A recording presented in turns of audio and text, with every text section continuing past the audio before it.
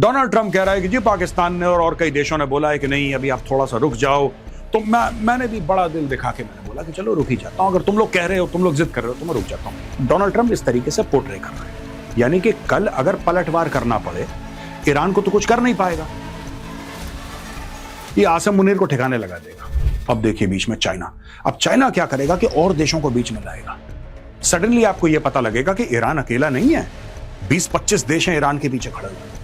ये होने वाला है मई जून में, आपको दिख जाएगा कि ईरान के साथ कितने देश खड़े हैं, और वो ईरान के साथ नहीं खड़े, वो खड़े चाइना के साथ हैं। Donald Trump needs a way out. वो फंस गया है। मार्को रूबियो जो उसका सेक्रेटरी ऑफ स्टेट है, वो अनाउंस कर रहे हैं कि साहब हमारे जो मिलिट्री मिशन ऑब्जेक्टिव्स थे, जो मिशन के हमारे ऑब्जेक्टिव्स थे, जो मिलिट्री मिशन था वो पूरे हो गए। तो सवाल ये है कि कौन से मिशन के ऑब्जेक्टिव्स थे आपके, which are those objectives of the mission that you have share it with us, we'd like to understand कि आपने कौन सा तीर मारा ईरान में।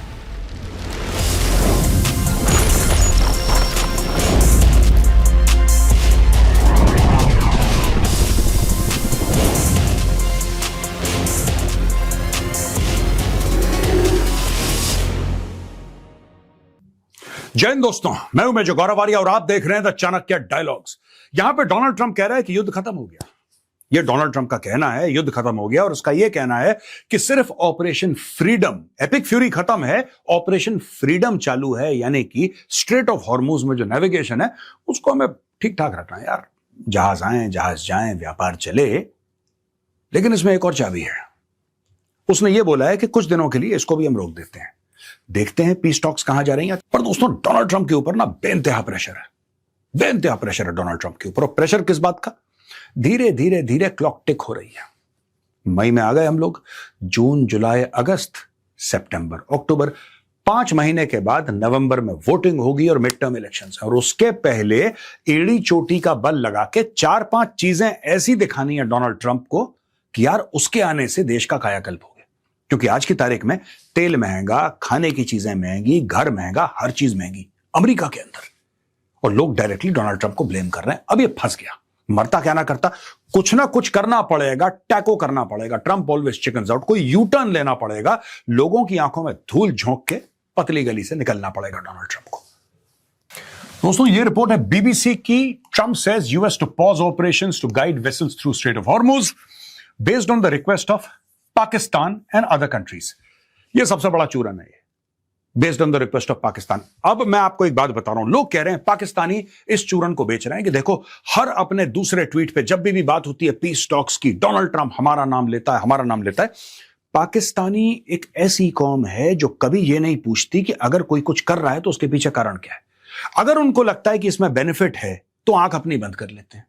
यानी कि एक ऐसी कौम, मैं पाकिस्तानियों की बात कर रहा हूं, 25 करोड़ आवाम की बात कर रहा हूं पाकिस्तान की, और उनके जो हुक्मरान हैं मैं उनकी भी बात कर रहा हूं। एक ऐसी कौम जो पास का फायदा देखती है, दूर का नुकसान नहीं देख पाती, और बार बार पाकिस्तान को मुंह की खानी पड़ती है। डोनाल्ड ट्रंप तैयार कर रहा है, इसको अंग्रेजी में कहते हैं दोस्तों फॉल गाय। यानी कि जब भी फेलियर हो तो एक को पकड़ के आप बोलिए कि भाई इसकी वजह से हुआ ये गड़बड़, समझ गए? एक ब्लेम लेने वाला चाहिए। आपको क्या लगता है डोनाल्ड ट्रंप जो इतना बड़ा बिजनेसमैन रह चुका है, यूएस का प्रेसिडेंट है, ये पूरे के पूरे मामले में खुद को फेलियर साबित करेगा वो, या वो अग्री कर जाएगा कि तुम मुझे फेलियर साबित कर दो? नहीं, they need a fall guy and Pakistan is that fall guy.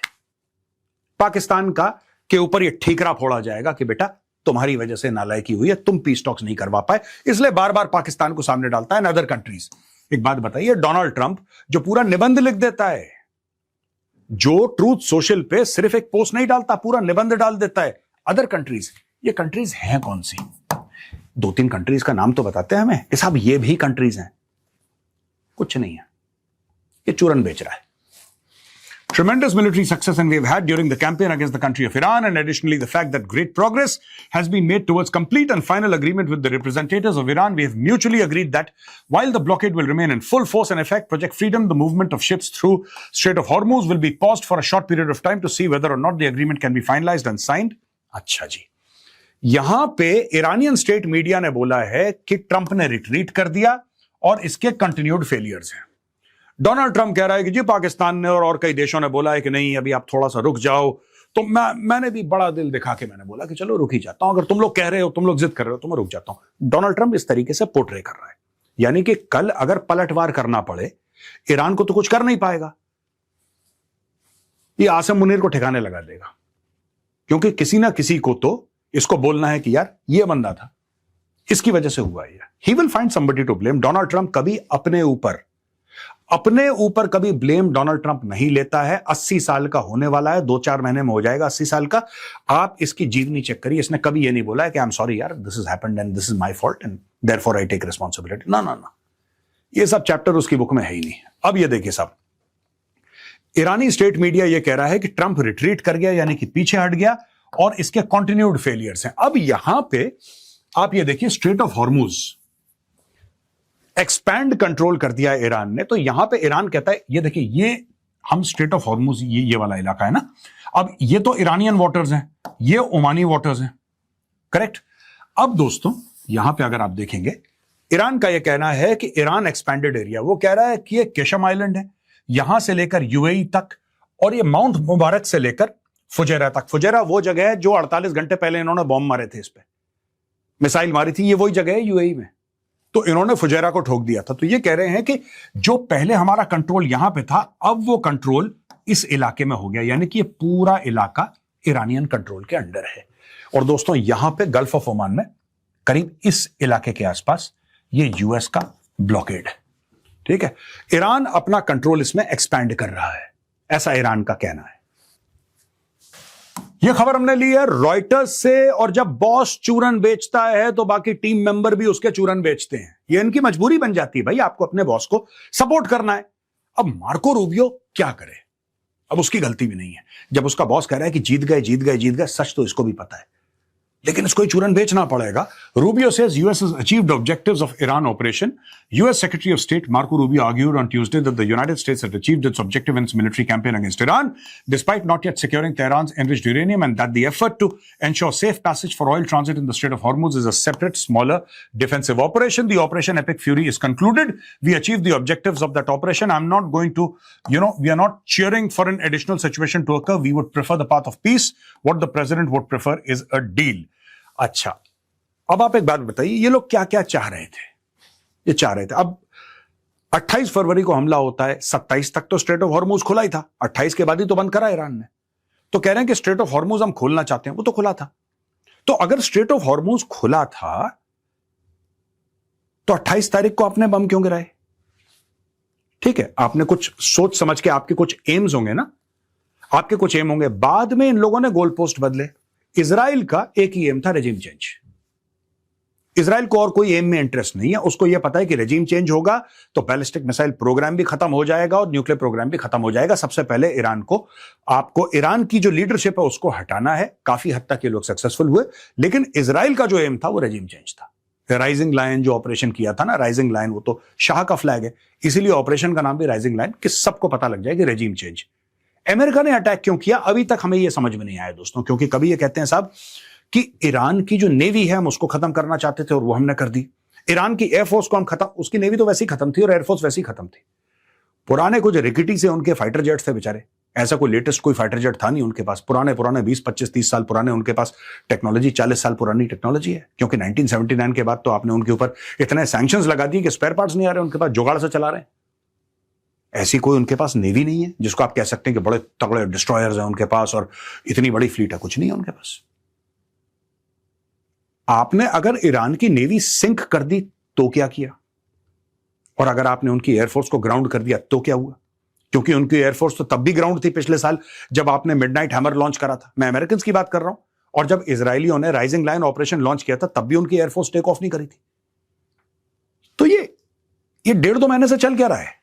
What's happening? Because it's not clear to me। पूरे मार्च लड़ाई हुई, पूरे अप्रैल के बीच में जैसे कि ठीक है अब इसको रोको शोको थोड़ा सा, ये अब हम मई पे आ गए। ये 2 महीने से चल क्या रहा है? कौन से ऐसे एम्स थे, कौन से ऐसे ऑब्जेक्टिव्स थे अमेरिका के जो मार्को रूबियो कह रहे हैं हमने अचीव कर लिया? हमें बता दीजिए कि साहब ये 3 ऑब्जेक्टिव थे जो हमने 28 तारीख को बम गिराया था। हमारे 3 ऑब्जेक्टिव थे और 3 में से हमने 2 अचीव कर लिए हैं, एक का कोई बात नहीं, डजंट मैटर। ये 2 थे जो हमने अचीव कर लिए। मुझे तभी समझ में नहीं आया आज की तारीख में क्या ये गारंटी के साथ कह सकते हैं कि इन्होंने ईरान की जो एनरिचमेंट फैसिलिटीज हैं या एनरिच्ड यूरेनियम है या पूरा इंफ्रास्ट्रक्चर है जो वेपन्स बनाता है वो इन्होंने बर्बाद कर दिया? नो। इन्होंने फोर्डो पे बॉम्ब्स गिराए, इन्होंने नतांज पे गिराए, इन्होंने इस्फहान पे गिराए। क्या हुआ उसका? अब ये कह रहे हैं वो यूरेनियम मिल नहीं रहा है। तो दोस्तों ये कुछ नहीं है, ये पुल बैक करना चाह रहे हैं और ईरान ने इनको गर्दन से पकड़ लिया है। Fact of the matter is this: Iran has cornered the United States of America. Rubio said the new operation aimed at opening the Strait of Hormuz, known as Project Freedom, is smaller in scale and distinct from the original combat plan. And Rubio said that the new operation in the Strait of Hormuz is trying to relieve an anguish of about 23,000 people from 87 countries aboard ships trapped in the Gulf. तो ये 23,000 और 87 countries के 23,000 लोगों का जो दुख है वो दूर करना चाहते हैं। भाई वो 27 फरवरी को दुख तो दूरी था, दुख तो था नहीं। मैं वही बार बार कह रहा हूं कि मार्को रूबियो अब ये कह रहे हैं कि 23,000 बंदे फंस गए। क्यों फंसे? 23,000? 87 कंट्रीज के लोग परेशान हैं। क्यों परेशान हैं? अब आप कह रहे हैं कि हमें हॉर्मुज को बिल्कुल क्लीन करना है कि वहां पे बिल्कुल आवाजाही हो सके शिप्स की। वो तो पहले भी क्लियर था। तो आपने अचीव क्या किया? That is my question. What did you achieve? यहां पे दोस्तों ईरान ने गेम कर दिया बहुत बड़ा। मैं आपको दो अलग अलग खबरें सुनाना चाहता हूं। एक खबर है 27 अप्रैल की, जिसमें ईरान के फॉरेन मिनिस्टर, ये पुरानी खबर है और ये मैंने जानबूझ के यहां पे डाली है कि आपको मैंने पहले प्रेडिक्शन किया था। प्रेडिक्शन भी मैं आपको सुनाऊंगा, जो भविष्यवाणी करी थी वो भी आपको बताऊंगा। ये देखिए, Iran foreign minister meets Putin and Russia as Israel continues strikes in Lebanon. ये बीबीसी ने कवर की थी न्यूज और यह है 27 अप्रैल की। ठीक है जी, 27 अप्रैल की खबर है। आप ये लगा लीजिए तकरीबन 10 दिन पहले की, मोटा मोटी 10 दिन पहले की खबर है। Despite a stall in diplomacy between the US and Iran, an Iranian delegation today traveled to Russia to meet President Putin. Iran's foreign minister Abbas Araghchi is quoted by Russian state media as saying that the talks show the strategic relationship between the two countries, while his Russian counterpart called the discussions useful. The meeting comes after President Trump cancelled a planned trip by the US officials to Pakistan over the weekend for talks with Iran. अच्छा, अब दोस्तों मैंने अपना जो video बनाया था, मैं आपको अपने पुराने वीडियो की, जो इसी पे बनाया था, इस न्यूज पे बनाया था, मैं एक छोटी सी आपको क्लिप सुनाना चाहता हूं। सुनिए क्लिप। ईरान के साथ कोई भी नहीं था। इवन पाकिस्तान जो मीडिएट करवा रहा है, ईरान तो यही पॉइंट आउट कर रहा था ना कि भाई तुम तो जाके अमेरिका की गोद में बैठ गए, तुम कैसे न्यूट्रल? यही तो बात चल रही है ईरान से। लेकिन अब ईरान को एक दोस्त मिल गया। आप ऐसी डिप्लोमेसी तब करते हैं जब आप युद्ध के बीच में हो, जब आप अलग थलग पड़ गए हो, जैसे ईरान पड़ गया। लेकिन ईरान ने रीच आउट करा रशिया को, रशियंस ने बोला yes we are with you. यहां पे चाइनीज भी बोल रहे हैं वी आर विथ यू। यानी कि एक ब्लॉक जो है ना, वो धीरे धीरे धीरे दोस्तों एक ब्लॉक तैयार हो रहा है। देखिए दोस्तों, आपने जो मैंने बोला था कि उस कमरे में या उस डिस्कशन में चाइना है, ये चाइना के बिना नहीं होगा। ठीक है, चाइना का रिप्रेजेंटेशन होगा डायरेक्टली या इनडायरेक्टली। चाइना के बिना यह काम मुकम्मल नहीं हो सकता। अब लेटेस्ट खबर यह है, China hosts Iran top diplomat just days ahead of Trump's high stakes visit. ये हो गया जो मैंने 10 दिन पहले बोला था। You can't go to Russia and not go to China. जो अरेक्ची गेम खेल रहा है, और ये बहुत अच्छा डिप्लोमैटिक गेम है, आई मस्ट अप्रिशिएट जो वो कर रहा है। उसने अपने डिप्लोमैटिक दायरे बढ़ा दिए दोस्तों। एक जमाने में ईरान अलग था और पूरे देश ये कह रहे थे अच्छा ईरान को ऐसे मैनेज करना है, ऐसे मैनेज करना है। अचानक एक दिन ट्रिप हुई एक रशिया, अब देखिए बीच में चाइना। अब चाइना क्या करेगा कि और देशों को बीच में लाएगा। सडनली आपको यह पता लगेगा कि ईरान अकेला नहीं है, 20-25 देश हैं ईरान के पीछे खड़े हुए। यह होने वाला है। मई जून में आपको दिख जाएगा कि ईरान के साथ कितने देश खड़े हैं, और ईरान के साथ नहीं खड़े हो, खड़े चाइना के साथ हैं। लेकिन China will project diplomatic strength. ये देखिए, China hosted Iran's foreign minister Abbas Araghchi Wednesday for the first time since the outbreak of the US-Israeli war on Tehran, just days before US President Donald Trump's scheduled visit to Beijing. अब Donald Trump आने वाले हैं Beijing, मई के महीने में उनकी visit है। ठीक है, ऐसा सुनने में आया। वो 1-2 बार पोस्टपोन हो गई है, अब पता नहीं दोबारा पोस्टपोन करते हैं डोनाल्ड ट्रंप। लेकिन ये आके अपनी फील्डिंग इन्होंने सेट कर दी है अब्बास अरेक्ची ने ईरान की। तो वहां पे पुतिन से मिल लिए, यहां पे वांग यी से मिल लिए। वांग यी से मिल लिए मतलब आप मान के चलिए कि अगर वांग यी से मिल लिए तो आप मान के चलिए शी जिनपिंग से मिल लिए। स्टोरी वहीं पे खत्म हो गई। Whether is met Xi Jinping और not does not matter. He has met Wang Yi, that is as good as meeting Xi Jinping, because Wang Yi is Xi Jinping's right hand man. और China इनके पीछे खड़ा हुआ है। Wang Yi, China's top diplomat, held a meeting with Araghchi on Wednesday morning. According to state-backed Xinhua news agency, Tehran and Beijing are aligning their interests before Trump's summit with Chinese President Xi Jinping, and the timing is deliberate. said Amir Handjani, a board member of the Quincy Institute of Responsible Statecraft. ये देखिए, Putin हो गया, अरेक्ची हो गया, और यहां पे आप देख सकते हैं कि शी जिनपिंग का रिप्रेजेंटेटिव वांग यी हो गया। अब ये गेम क्या चल रहा है दोस्तों? ये गेम क्या है? ये गेम बहुत पुराना है, जिसमें ईरान ने भारत को बोला था, राइट? और फिर बात भी हुई थी मसूद पेजेश्कियां की मोदी जी के साथ। Masoud Pezeshkian had a word with Modi ji also. ये बात चल रही है ब्रिक्स की, और मैं यहां पे लिख रहा हूं कि आपको कल कंफ्यूजन ना हो, क्योंकि ये वीडियो इंटरनेट पे रहेगा। ब्रिक्स, ये स्टोरी है ब्रिक्स की। मोदी जी से बात हो गई, राइट? चाइना से बात हो गई, पुतिन से मिल लिया। रशिया, इंडिया, चाइना, 3 लेवल पे इसने सॉर्ट आउट कर दिया। ब्राजील ज्यादा फर्क नहीं पड़ता, साउथ अफ्रीका ज्यादा फर्क नहीं पड़ता। इस पूरे इलाके में 3 बड़ी ताकतें हैं, और तीनों बड़ी ताकतें जो हैं वो ब्रिक्स के मेंबर। ये गेम करा है अरेक्ची ने, and this is a very very smart diplomatic move on part of Iran. Very smart diplomatic move.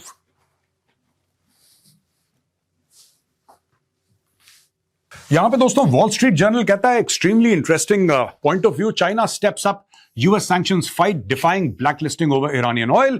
China's Commerce Ministry on Saturday told companies not to comply with the US's blacklisting of several Chinese refineries over alleged purchase of Iranian oil, invoking for the first time a 2021 blocking rule designed to counteract foreign laws it believes violate international norms or restrict trade.